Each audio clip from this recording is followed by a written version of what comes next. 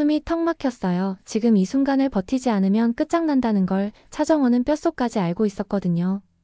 그래서 입술을 다물고 고개만 끄덕이던 공난숙에게 조용히 말했어요.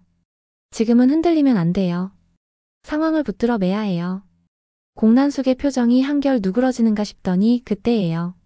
주하늘이 급히 문을 열고 들어왔죠. 놀람이 건너뛰어 분노로 번졌고 공난숙은 단번에 알아차렸어요. 아들 주하늘이 이미 이 모든 걸 차정원이라는 이름과 가짜 주영채라는 현실을 다 알고 있었다는 사실을요. 그 순간 휴대폰이 울렸어요. 화면에 영채. 타이밍이 너무 완벽해서 오히려 섬뜩했죠. 스피커로 연결하자마자 주영채의 울먹임이 방 안을 휩쓸었어요. 박경신 그 사람이 다른 여자랑 나 그냥 버리고 갔어. 공난숙의 눈썹이 크게 흔들렸고 차정원은 반사적으로 나섰죠. 지금 당장 한국으로 돌아와. 내가 박경신 찾아서 혼내줄게. 그런데 주영채는 듣질 않았어요. 오히려 공난숙이 전화를 넘겨받는 순간 그 애는 기겁하며 전화를 끊어버렸죠. 도망치듯 사라진 호추름. 그 사이 주영채는 파리로 도망쳤고 다시 밀라노로 남자를 쫓아가고 있었어요. 공난숙은 결국 비행기를 탔고 어머니가 떠난 집에 남은 건 더 이상 뒤로 물러설 곳이 없는 차정원의 맥박뿐이었어요. 그 밤 한혜라는 입맞춤으로 재워놓은 진세미의 머리칼을 매만지다가 문득 다른 이름을 떠올렸어요. 진짜 딸 수아. 한혜라는 조용한 방 안에서 자문했죠. 그 애는 나를 얼마나 미워하고 있을까? 생각이 생각을 불러오고 죄책감이 속을 태웠어요. 잊어버린 척 살아도 밤만 되면 모든 소리가 수아로 모였거든요. 주하늘은 양쪽을 다 품에 안고 걷는 사람처럼 어깨가 무겁더군요. 동생 주영채도 걱정이고 차정원도 걱정이고요. 둘 다 다치지 않았으면 좋겠다. 그 말만 중얼거리다가도 정원에게서 돌아오는 건 지켜봐 달라는 한마디였어요. 지켜보는 일만큼 사람을 갉아먹는 일이 또 있을까요? 그래도 주하늘은 물러서 있었죠. 적어도 그때까지는요. 파리에서 전화가 왔어요. 공난숙이었죠. 정원아, 영채가 지금 상황이 이러이러한데 그런데 정원은 도리어 단단했어요. 저한테 신경 쓰실 때가 아니에요. 지금은 저를 진짜 영채로 대하세요. 그렇게 해야 다치지 않아요. 부드럽지만 뼈가 있는 어투였죠. 공난숙은 무심코 숨을 고르더니 그 말이 옳다는 걸 인정했어요. 그리고 전화가 끊기자 정원은 홀로 앉아 내면의 금을 만졌죠. 영채가 돌아오지 않았으면. 그 욕망은 작지만 날카로웠고 내가 그 자리를 차지하면 좋겠다는 속삭임으로 크기를 키웠어요. 영원히 영채로 살면 안 될까? 그 무렵 진세미가 정원을 불러 세웠어요. 깜짝 자리였죠. 그런데 막상 가보니 그 자리는 진세훈이 마련한 자리였어요. 조명은 따뜻했고 눈부신 건 반지였죠. 진세훈이 무릎을 꿇고 말했어요. 나와 결혼해줘요. 그 순간 차정원의 가슴이 이상하게 울렸어요. 행복의 모양을 하고 찾아온 불안이었죠. 마음 한 귀퉁이에서는 또 다른 목소리가 웃으며 외쳤어요. 이것 봐, 네가 바라던 거. 상상 속에서 진짜 주영채가 나타났어요. 진세훈이 건넨 반지를 쓱 빼앗아 자기 손가락에 끼우며 속삭였죠. 내 거야. 질투인지 공포인지 모를 기운이 정원의 폐를 조였어요. 그런데도 현실의 정원은 미세하게 몸을 기울였고 두 사람은 키스로 서로의 확신을 확인했어요. 정원의 적극성이 불을 붙였는지 진세훈의 사랑은 더 선명해졌죠. 그는 다시 키스로 답했어요. 그러자 정원은 갑자기 몸을 떼고 달아났어요. 차를 몰며 중얼거렸죠. 영채가 아니었다면 몰랐을 순간들 내가 가져도 될까? 한편 백화점 한복판에서 한혜라는 뜻밖의 얼굴과 마주쳤어요. 조미향. 오래전 헤라의 옆집에서 어린 수아를 돌보던 그 사람이었죠. 오랜 시간 찾고 또 찾았는데 이렇게 갑자기 마주치다니요. 헤라는 주저치 않았어요. 제가 그 아이 엄마예요. 수아 어디 있어요? 조미향의 눈이 크게 흔들렸고 그 흔들림이 거짓을 낳았죠. 그 아이 죽었어요. 말은 이렇게 짧았는데 헤라의 세상은 길게 무너졌어요. 무릎이 풀렸고 혀끝이 마르고 눈물에 몸이 젖었죠. 사람 많은 곳에서 한 사람만 조용히 부서졌습니다. 시간이 조금 흐르고 진세훈은 이상함을 느꼈어요. 영채 그러니까 지금의 차정원과 어느 날은 아주 수수하게 나타나 이게 제 본 모습이에요 라고 웃는가 하면 또 어느 날은 포장마차에서 소주잔을 기울이며 5만원권을 한 움큼 꺼내 계산하려 들었죠. 여기선 그러면 안 된다니까요. 타박인지 챙김인지 모를 말에 술기운까지 실려 은근한 주정이 됐어요. 진세훈은 주하늘에게 털어놓았어요. 영채가 어렵다. 선물한 반지는 끼지도 않고 전화도 자주 씹고 마음은 가까운데 손은 멀어지는 그 느낌. 주하늘은 서늘해졌어요. 그렇게 굴다간 그분이 영채가 아니라는 걸 혹시 눈치채면요? 정원은 겁이 났죠. 제 정체가 들킬까 봐요. 오늘 올지 내일 올지 모르는 진짜를 기다리는 게 제일 무서워요. 그래서 이젠 진짜 영채가 되고 싶어요. 진짜 주영채로 살고 싶어요. 그 말을 들은 주하늘은 입술을 깨물었어요. 어쩌다 대답 대신 침묵이 나오는지 알긴 하는지. 돌아서 나오면서도 마음은 한 곳에 걸렸죠. 사실 주하늘의 마음은 오래전부터 한 곳에만 머물렀거든요. 첫사랑 차정원. 그는 늘 생각했어요. 진세훈이 아니라 내가 그 사람의 동아줄이 되고 싶다. 마침내 주영채와 전화가 닿았을 때 주하늘은 숨을 참지 못하고 물었어요. 정원의 디자인북 내가 훔쳤지? 영채의 대답은 더없이 뻔뻔했어요. 응. 맞아. 그 애 내 흉내 내면서 지금 최고로 잘 살고 있을걸? 그리고 한술 더 떴죠. 난 엄마 인생에서 빠질래. 박경신 찾기 전엔 안 돌아가. 그동안 정원이 영채로 결혼을 하든 말든 알 바 아니고. 전화가 끊기고 허탈이 방 안에 오래 남았어요. 참 뻔뻔하다. 주하늘은 쓴웃음을 삼켰죠. 다른 쪽에서도 폭풍이 몰려오고 있었어요. 헤라는 쓰러졌다가 일어났고 그 와중에 진태석은 복도에서 그녀의 훌쩍임을 듣고 한 걸음도 떼지 못했죠. 같은 시간 공난숙은 정원의 과거를 뒤져본 끝에 찾아와선 망설임 없이 뺨을 후려쳤어요. 화끈한 소리와 함께 방이 깜짝 놀랐고 공난숙의 말은 더 매서웠죠. 내 아버지 차기범. 내 아빠가 죽인 피해자가 바로 내 전남편이었어. 정원의 눈이 커졌어요. 하지만 주저앉지 않았죠. 아버지는 안 죽였어요. 그 시간 저랑 함께 있었거든요. 그리고 덧붙였어요. 영채 찾으셨어요? 제가 나간다고 하면 무릎 꿇고서라도 막으셔야죠. 그 당돌함에 공난숙은 다시 한번 손을 올렸고 뺨에 뜨거운 손자국이 번졌죠. 이 얼굴로 건양가를 가겠다고? 정원이 말했어요. 헤라 여사가 기다려요. 그 말을 듣자 공난숙의 눈빛이 또 달라졌어요. 벌써 거기까지? 결국 공난숙은 주하늘에게 전화를 걸어 도움을 청했고 조금 뒤 건양가엔 진세훈의 가족이 단정히 앉아 있었죠. 대신 문을 연 건 주치의와 주하늘이었고 공난숙의 부탁은 간단했어요. 영채는 못 온다. 실망이 가벼운 파문처럼 퍼지자 주하늘이 진세훈에게 물었어요. 그 사람이 공 회장님 딸이 아니라도 좋아합니까? 사람 주영채 자체로요? 이 질문 두 번째였죠. 진세훈은 잠시 눈썹을 모았다가 단호했습니다. 네. 100%. 공난숙은 폭주를 시작했어요. 그럼 건양가 가서 네가 누군지 밝히자. 정원은 그 기세에 잠깐 움찔했지만 이내 버텼어요. 늦었어요. 이젠 날 막을 수 없어요. 영채 흉내가 달콤했냐고요? 네, 죽을 만큼요. 그 노골적인 고백에 공난숙의 잔등이 얼었죠. 한동안의 정적 끝에 그녀는 뜻밖의 허락을 던졌어요. 내 맘대로 해. 건양가 며느리가 되든 건양 패션에 들어가 일하든. 단 하나. 내 아버지 차기범의 목숨을 내놔. 내 전남편을 죽였다는 그 살인자 날 위해 내놔. 정원의 무릎이 덜컥 주저앉았어요. 아버지는 안 했어요, 제발. 그때 공난숙의 시선이 반지를 포착했고 한치 망설임 없이 집어들더니 바닥으로 내던졌죠. 딱딱한 바닥을 튀기며 반지가 한 번, 두 번 굴렀어요.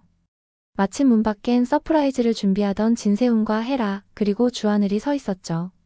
반지가 바닥에 뒹구는 장면과 함께 모든 사람의 표정이 달라졌어요. 진세훈은 그 자리에서 무릎을 꿇었어요. 저는 주영채 씨를 사랑합니다. 결혼하고 싶습니다. 직선의 고백이었죠. 한바탕 소동이 잦아들고 돌아가는 길에 공난숙의 자존심은 부서진 접시처럼 조각나 있었어요. 딸이 아니라 해도 사랑하겠다는 말이 그렇게 사람을 힘 빠지게 만들 줄은. 그런데 정원이 조용히 불을 지폈죠. 저 안 들킬 자신 있어요. 혹시 일이 터져도 공 회장님은 몰랐다고 할게요. 결국 또 한 번 위기를 넘겨낸 정원. 공난숙은 칼날을 천천히 거두며 말했어요. 영채로 살아. 당분간. 그날 밤 주하늘은 또 다른 칼날을 꺼냈어요. 정원 씨 아버지가 살인자라고 난 단 한 번도 생각해 본 적 없어요. 진범을 찾아낼 거예요.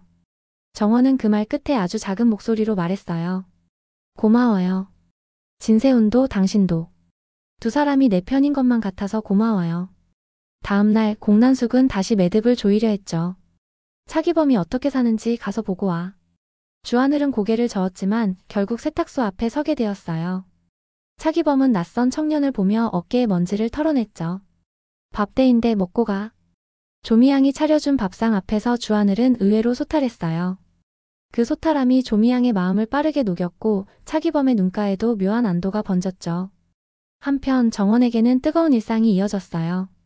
진세우는 부엌으로 들어와 에이프런을 두르고 푹 빠진 사람처럼 서툴게 양파를 썰었죠. 거짓말로 시작된 행복이지만 행복은 분명히 거기에 있었어요. 그래서 더 끊어내기 어려웠고요.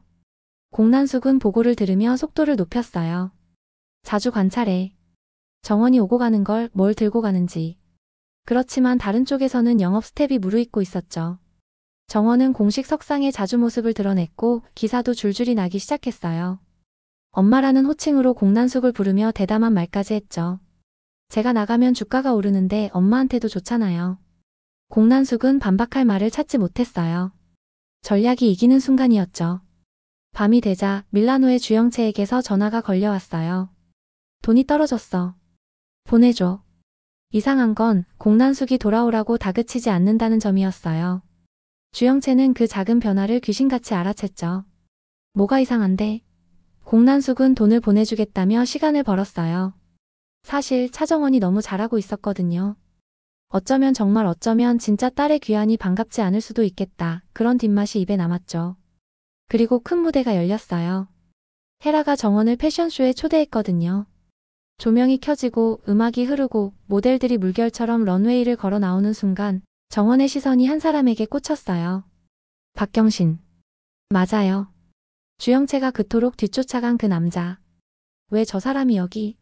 의문이 커지는 그때 건너편 관객석에서 어떤 여자가 정원을 똑바로 바라보고 있었어요. 말하지 않아도 알 수 있었죠. 진짜 주영채. 너 왜 한국에?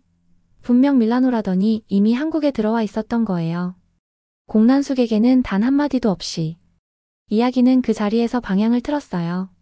모든 비밀은 무대 위보다 무대 아래에 있었고 드레스의 주름 사이로 숨겨둔 삶들이 이 무대 조명 아래로 하나씩 끌려 나올 예정이었어요. 차정원은 속으로 짧게 기도했죠. 들키지 않게 해달라가 아니라 끝까지 가보게 해달라고요. 그렇게 진짜와 가짜가 같은 공간에서 서로를 응시한 밤. 다음 장의 첫 문장은 이미 정해져 있었어요. 주영채가 돌아왔다 하니 돌아오고도 숨었다. 그 사이사이에도 삶은 계속 흘렀어요. 경매장에서 정원은 사람들 앞에 약혼녀로 당당히 나섰고 헤라를 위한 그림을 눈도 깜짝하지 않고 낙찰받았죠. 앞으로 가치가 오를 거예요. 확신을 말하는 목소리가 어느새 딸의 음색을 닮아 가더군요. 신혼가구 이야기를 나누는 자리에서 헤라와 공난숙의 취향은 도저히 만날 수 없는 평행선이었어요. 그런데 정원에 대한 평가는 정확히 반대였죠. 헤라는 저 애가 마음에 든다며 한 집살이를 꿈꾸었고 공난숙은 과대평가라며 눈을 가늘게 떴어요. 그러자 정원이 슬쩍 요구했죠. 대신 건양그룹 지분 3%만 주세요. 엄마가 돈만 많은 사채업자라는 말 더 이상 안 듣게 하고 싶어요. 그 말 한 줄에 공난숙의 손가락이 순간 멈췄어요. 어떻게 이렇게 치고 들어오지? 정원은 생각보다 여우였고 때로는 그게 구원이요, 때로는 칼날이었어요. 그 무렵 헤라는 마침내 차기범의 세탁소 앞에 섰어요. 수아 죽지 않았지? 애원에 가까운 목소리. 차기범은 조미양이 이미 죽었다고 말했다는 걸 알고 있었지만 말 대신 헤라를 데리고 어딘가로 갔죠. 작은 묘비 앞에서 헤라는 다시 무너졌어요. 이번엔 울음이 아니라 절규였죠. 믿음은 그렇게 돌 위에서 산산이 깨졌어요. 그러나 그 무덤은 사실 조미양의 병약했던 딸의 묘였고 진실은 또다시 다른 골목으로 숨어들었죠. 죄의 무게와 벌의 모양은 늘 엇갈리고 그 틈에서 사람은 자신을 잃어요. 집으로 돌아와 정원은 주하늘과 머리를 맞댔어요. 우리 어떻게 할까요? 반지 문제로 오해를 산 조미양과 차기범에게 진세훈을 데려갈 수는 없었어요. 결국 두 사람은 합의했죠. 내가 인사를 하죠. 서투른 연기와 진심의 경계에서 주하늘은 느닷없이 박차고 일어났어요. 저는 아무 놈이 아닙니다. 정원 씨와 결혼할 놈입니다. 그리고 본심처럼 덧붙였죠. 정원이랑 결혼할 겁니다. 그건 계산된 대사였지만 사실이기도 했어요. 적어도 그의 마음에선요. 포장마차로 자리를 옮겨 마주 앉은 두 사람. 주하늘은 말했어요. 거짓말에도 색이 있어요. 하얗고 검고 회색이고 정원은 한숨처럼 웃었죠.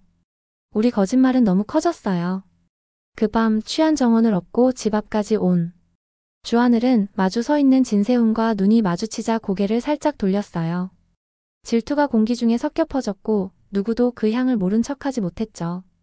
이후에도 정원의 얼굴은 기사에 자주 등장했고 공난숙은 덤덤한 척하다가도 묻지 않을 수 없었어요. 공식 석상은 피하기로 했잖아. 정원은 담담히 쏘아 올렸죠. 제가 나설수록 건양의 가치가 오르잖아요.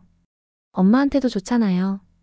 공난숙이 할 수 있는 건 계산기 위에 손을 올려두는 일뿐이었어요.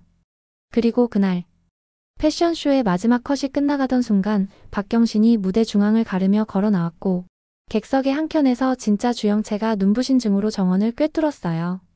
정원은 몸을 굳힌 채로 생각했어요. 여기서 멈출까 아니면 끝까지 가볼까? 대답은 이미 가슴속에서 올라와 있었죠. 멈출 수 있는 사람은 애초에 이 길을 고르지 않았을 거예요. 차정원은 스스로의 선택을 알고 있었고 그 선택이 불러올 모든 폭풍의 이름도 어렴풋이 알고 있었어요. 주하늘은 멀지 않은 자리에서 그녀를 지켜보며 속으로만 말했죠. 버거우면 이제 그만해도 돼. 그런데 어떤 사람은 멈추는 법을 잊고 어떤 사람은 달리는 법만 배우잖아요. 홀 안의 조명이 꺼지고 사람들은 웅성거렸어요. 누군가는 스캔들을, 누군가는 쇼의 완성도를 떠들었죠. 하지만 진짜 이야기는 그 뒤편에서 시작되고 있었어요. 공난숙의 계산, 헤라의 눈물, 차기범의 억울, 진세훈의 무릎, 주하늘의 고집, 그리고 차정원의 욕망. 모든 게 한자리에 모였고 이름표를 갈아 끼우듯 가짜와 진짜는 서로의 자리를 노려보기 시작했어요. 밤이 깊어지고 바람이 좀 차가워졌어요. 정원은 창틀에 기댄 채 자기 손등의 반지 자국을 바라봤죠. 반지 자체는 어디서 굴러다니고 있을지 몰라도 자국은 여전했어요. 지워지지 않는 표식처럼. 그녀는 아주 조용히 그러나 또렷이 속삭였죠. 난 끝까지 갈 거예요. 그리고 다음 순간 휴대폰 화면에 깜빡이는 이름. 주영채. 이제 무대는 두 사람 몫이었어요. 누구의 목소리가 더 오래, 더 깊게, 더 진짜처럼 울릴지. 그 싸움의 첫 대사는 생각보다 부드럽게 이렇게 시작됐죠. 거기 있지 정원아. 이제 다음 회차의 질문은 단 하나예요. 진짜가 돌아왔을 때 가짜는 어디로 숨을까? 거짓이 완성된 순간 진실이 문을 두드리기 시작했습니다. 정원은 말했죠. 영채로 살고 싶어요. 좋아요. 그럼 살아보세요. 대신 이번엔 진짜가 돌아와도 버텨내세요.